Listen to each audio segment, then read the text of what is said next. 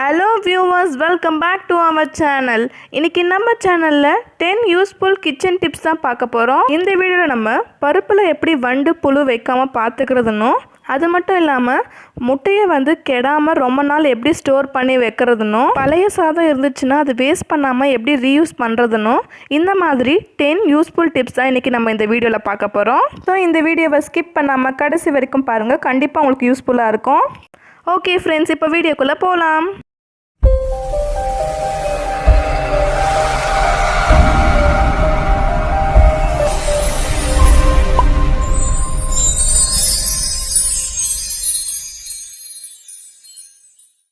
இது வரைக்கும் DELUXE ரங்கோலி சேனலை சப்ஸ்கிரைப் பண்ணாதவங்க சப்ஸ்கிரைப் பண்ணிக்கோங்க. பக்கத்தில் இருக்க பெல் பட்டனை ப்ரெஸ் பண்ணி ஆல் என்ற ஆப்ஷனை செலக்ட் பண்ணுங்க. அப்பதான் நம்ம போடுற வீடியோஸோட நோட்டிஃபிகேஷன் உங்களுக்கு உடனுக்குடன் கிடைக்கும்.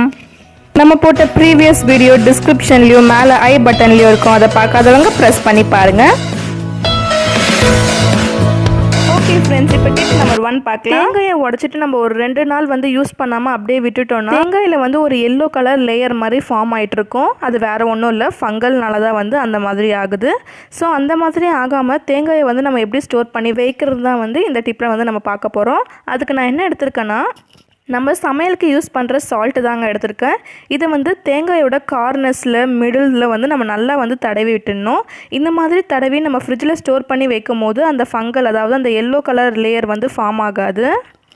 இப்போ இந்த ரெண்டுத்துலேயுமே வந்து நம்ம நல்லா சால்ட் தடவியாச்சு. இதை வந்து நம்ம எப்படி ஃப்ரிட்ஜில் ஸ்டோர் பண்ணி வைக்கணும்னு பார்த்தீங்கன்னா, இந்த மாதிரி தலைக்கீழாக வச்சு நம்ம ஸ்டோர் பண்ணி வைக்கணும். Okay friends, next tip number 2 பார்க்கலாம். நெக்ஸ்ட் டிப் வந்து ரவையை எப்படி நம்ம வந்து புழு இல்லாமல் ரொம்ப நாள் ஸ்டோர் பண்ணி வைக்கிறது தான் பார்க்க போகிறோம். நம்ம ஸ்டோர்லேருந்து ரவையை வாங்கிட்டு வந்த உடனே என்ன பண்ணணும்னு பார்த்தீங்கன்னா, ரவையை வந்து வறுத்துட்டு அதுக்கப்புறம் ஸ்டோர் பண்ணி வைக்கணும். இந்த மாதிரி ரவையை வறுத்துட்டு ஸ்டோர் பண்ணி வைக்கும் போது ரவையில் வந்து புழு வைக்காது. ஓகே ஃப்ரெண்ட்ஸ், இப்போ ரவையை வந்து நம்ம எப்படி வறுக்கிறதுன்னு பார்க்கலாம். கடாயில் வந்து ஒரு 2 ஸ்பூன் ஆயில் விட்டுருக்கேன். நெக்ஸ்ட்டு நம்ம வாங்கிட்டு வந்த ரவையை வந்து இதில் போட்டுட்டு இந்த மாதிரி நல்லா வந்து வறுக்கணும். இந்த மாதிரி நம்ம வந்து ரவையை வறுத்துட்டு அதுக்கப்புறம் ஸ்டோர் பண்ணும்போது ரவையில் வந்து ஒரு புழு கூட வராமல் ரொம்ப நாள் வந்து நம்ம எப்படி கடையிலேருந்து வாங்கிட்டு வந்தோமோ அதே மாதிரி ஃப்ரெஷ்ஷாகவே இருக்கும். ஸோ இப்போ வந்து ரவையை வந்து தொட்டு பாருங்கள். ரவை வந்து லேசான சூடில் இருந்துச்சுனால போதும், ஸ்டவ் ஆஃப் பண்ணி எடுத்துருங்க. இதை வந்து ஆற வச்சுட்டு அதுக்கப்புறம் ஸ்டோர் பண்ணி வைங்க. ஸோ நீங்கள் இந்த மாதிரி ரவையை வந்து ஸ்டோர் பண்ணும்போது ரவையில் வந்து புழு வந்து வராது. ஓகே ஃப்ரெண்ட்ஸ், நெக்ஸ்ட் நம்ம டிப் நம்பர் 3 பார்க்கலாம். இந்த டிப் என்னென்னு பார்த்தீங்கன்னா, நம்ம முட்டையை வந்து ஃப்ரிட்ஜில் எப்படி ரொம்ப நாள் கெடாமல் ஸ்டோர் பண்ணி வைக்கிறது தான் பார்க்க போகிறோம். முட்டையை வந்து நம்ம கரெக்ட் பொசிஷனில் வைக்கும் போது முட்டை வந்து கெடாமல் ரொம்ப நாள் வந்து நல்லாயிருக்கும். ஸோ நம்ம வந்து எல்லோரும் பண்ணுற தப்பு என்னென்னு பார்த்தீங்கன்னா, முட்டை வந்து நம்ம ஃப்ரிட்ஜில் ஸ்டோர் பண்ணும் போது தலைகீழாக வந்து நம்ம ஸ்டோர் பண்ணி வைப்போம். இந்த மாதிரி நம்ம ஸ்டோர் பண்ணுறனால முட்டையோட பொசிஷன் மாதிரி சீக்கிரமாக வந்து கெட்டுரும். இப்போ முட்டையை வந்து எப்படி கரெக்ட் பொசிஷனில் வைக்கிறதுன்னு காமிக்கிறேன் பாருங்கள் ஃப்ரெண்ட்ஸ். இந்த பொசிஷனில் தான் வந்து நம்ம முட்டையை வந்து ஸ்டோர் பண்ணி வைக்கணும். முட்டையோட கூர்மையான பகுதியை வந்து கீழ்ப்பக்கம் வந்து நம்ம வைக்கணும். இந்த மாதிரி நம்ம கரெக்டாக ஸ்டோர் பண்ணி வைக்கும் போது முட்டை வந்து சீக்கிரம் கெடாமல் வந்து நல்லாயிருக்கும். Okay friends, next tip number 4 பார்க்கலாம். இந்த டிப் என்னென்னு பார்த்தீங்கன்னா, நம்ம பருப்பை எப்படி வண்டு வைக்காமல் ரொம்ப நாள் ஃப்ரெஷ்ஷாக ஸ்டோர் பண்ணி வைக்கிறது தான் பார்க்க போகிறோம். இப்போ இந்த மாதிரி பருப்பில் வந்து வண்டு வைக்காமல் இருக்கிறதுக்காக நான் ஒரு 3 விதமாக வந்து உங்களுக்கு டிப்ஸ் சொல்கிறேன். அது வந்து எது உங்களுக்கு ஈஸியாக இருக்கோ அதை வந்து நீங்கள் ஃபாலோ பண்ணிக்கோங்க. நான் சொல்ல போகிற டிப்பை வந்து நீங்கள் எல்லா பருப்புக்கும் வந்து யூஸ் பண்ணிக்கலாம். ஃபஸ்ட்டு டிப் என்னென்னு பார்த்தீங்கன்னா, இந்த மாதிரி பருப்பில் வந்து கருவேப்பிலை போட்டு நம்ம ஸ்டோர் பண்ணி வைக்கலாம். இந்த மாதிரி கருவேப்பிலை போட்டு நம்ம ஸ்டோர் பண்ணும் போது அவ்வளோ சீக்கிரம் வந்து பருப்பில் வந்து வண்டு வைக்காது. பருப்பில் வந்து நம்ம கருவேப்பிலை போடலாம். அப்படி இல்லைனா இந்த மாதிரி காய்ந்த மிளகாயை வந்து நம்ம போட்டு ஸ்டோர் பண்ணி வைக்கலாம். அந்த காய்ந்த மிளகாயில் வர நெடினால் வந்து அவ்வளோ சீக்கிரம் வந்து பருப்பில் வண்டு வைக்காது.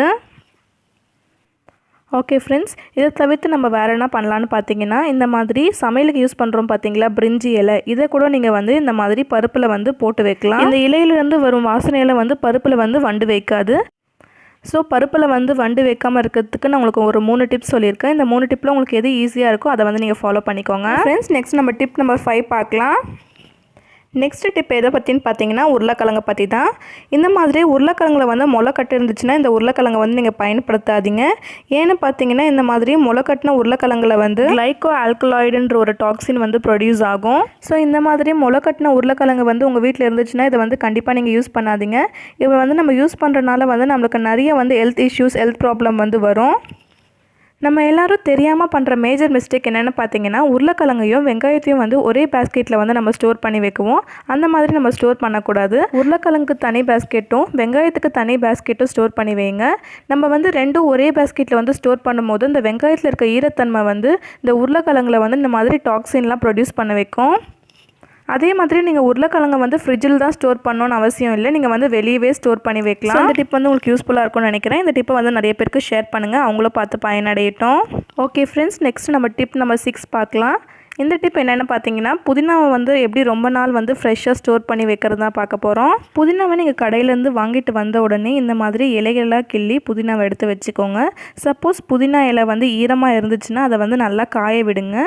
ஏன்னா நம்ம வந்து புதினாவை ஈரத்தோடு வந்து ஃப்ரிட்ஜில் ஸ்டோர் பண்ணும்போது அந்த ஈரத்தன்மையால் வந்து புதினா வந்து சீக்கிரமாக அழுகி போகிறதுக்கு வாய்ப்பு இருக்குது. அதனால் வந்து புதினாவை நல்லா காய வச்சுட்டு அதுக்கப்புறம் நீங்கள் வந்து ஃப்ரிட்ஜில் ஸ்டோர் பண்ணி வைங்க. இந்த மாதிரி நீங்கள் ஸ்டோர் பண்ணும்போது புதினா வந்து ரொம்ப நாள் வந்து ஃப்ரெஷ்ஷாக இருக்கும். Okay friends, next tip number 7 பார்க்கலாம். நம்ம ப்ரீவியஸ் டிப்பில் வந்து முட்டையை எப்படி கெடாமல் ஃப்ரிட்ஜில் ஸ்டோர் பண்ணி வைக்கிறதுன்னு பார்த்தோம். இப்போ இந்த டிப்பில் வந்து ஃப்ரிட்ஜ் இல்லாமல் முட்டையை எப்படி கெடாமல் ரொம்ப நாள் ஸ்டோர் பண்ணி வைக்கிறதுன்றதை பார்க்கலாம். இப்போ அதற்காக வந்து நான் ஒரு 2 ஸ்பூன் சமையல் ஆயில் எடுத்திருக்கேன். நம்ம நார்மலாக சமையலுக்குலாம் யூஸ் பண்ணுவோம் பார்த்தீங்களா, அந்த ரீஃபைண்ட் ஆயில் தான் எடுத்திருக்கேன். இப்போ என்ன பண்ண போகிறோன்னா இந்த முட்டையை வந்து இந்த எண்ணெயில் வந்து நல்லா எல்லா இடத்துலையும் படுற மாதிரி இந்த மாதிரி முக்கி எடுக்க போகிறேன். இந்த மாதிரி நீங்கள் எல்லா முட்டையும் வந்து எண்ணெயில் வந்து பெரட்டி எடுத்துக்கோங்க. இந்த மாதிரி முட்டையை வந்து நீங்கள் நல்லா எண்ணெயில் டிப் பண்ணிவிட்டு அதுக்கப்புறம் ஸ்டோர் பண்ணும்போது முட்டைக்கு வெளியில் வந்து ஒரு லேயர் மாதிரி ஃபார்ம் ஆகும். இது வந்து சீக்கிரம் முட்டையை வந்து கெட விடாமல் பார்த்துக்கும். இந்த முட்டையை வந்து நீங்கள் ஃப்ரிட்ஜில் ஸ்டோர் பண்ணணும்னு அவசியம் இல்லை, நீங்கள் வெளியவே ஸ்டோர் பண்ணி வச்சுக்கலாம். Okay friends, next tip number 8 பார்க்கலாம். இந்த டிப் என்னென்னு பார்த்தீங்கன்னா பழைய சோறு வந்து வேஸ்ட் பண்ணாமல் எப்படி வந்து நம்ம மறுபடியும் வந்து யூஸ் பண்ணுறதுன்றத பார்க்க போகிறோம். நம்ம எல்லாருக்குமே வந்து பழைய சோறு சாப்பிட்றதுனா வந்து ரொம்ப கஷ்டம். இதே வந்து சூடாக இருந்துச்சுன்னா வந்து நம்மளுக்கு சாப்பிட்றதுக்கு ஈஸியாக இருக்கும். அதனால் நீங்கள் இந்த மாதிரி சாதத்தை வந்து மறுபடியும் வடித்து கூட சாப்பிட்டுக்கலாம். தண்ணி கொதி வந்ததும் நம்ம பழைய சோறு எடுத்து வச்சுருந்தோம் பார்த்தீங்களா, அதை வந்து இதில் போட்டு ஒரு கொதி வந்ததும் நம்ம ஸ்டவ் ஆஃப் பண்ணிவிட்டு இதை வெடிச்சிடலாம். இந்த டிப் வந்து மோஸ்ட்லி நிறைய பேருக்கு தெரிஞ்சிருக்கும், பட் ஒரு சில பேருக்கு தெரியாமல் இருக்கலாம். அவங்களுக்காக தான் இந்த டிப். பாருங்கள் ஃப்ரெண்ட்ஸ், இப்போ கொதி வருது. இப்போ நம்ம ஸ்டவ் ஆஃப் பண்ணிவிட்டு இதை வெடிச்சிடலாம்.